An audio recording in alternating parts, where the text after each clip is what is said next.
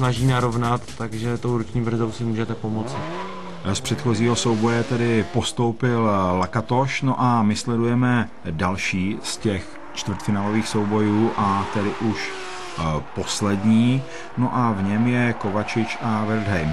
Jedná se o souboj relativně novějších aut a někteří diváci by si mohli říct, no tak tito borci s těmi svými vozy přijeli přímo po ose, sundali SPZky a teď mohou závodit.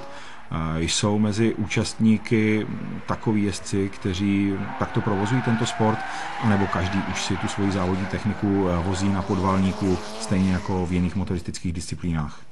Tak ve většině evropských závodů jsou vozy, které se vozí na podvalnících nebo v karavanech a jen zřídka se setkáváme s tím, že by jednotliví jezdci dojížděli po vlastní ose s tímto vozem, protože jsou tam úpravy, které jsou velice nepohodlné pro jízdu na závod. Po silnici prostě.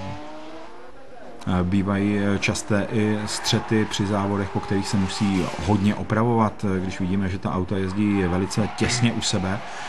Teď tam byl drobný problém, druhý jezdec v pořadí se musel vyhýbat tomu prvnímu, tam už to hodně hrozilo kolizí. No, určitě hrozilo kolizí, protože Zdeněk Wertheim, který jede jako první, tak opravdu nějak zvláštně nečekaně přibrzdil, zřejmě měl strach, aby se nepřetočil a slovenský jezdec s tím nepočítal a proto ho to malinko rozhodilo.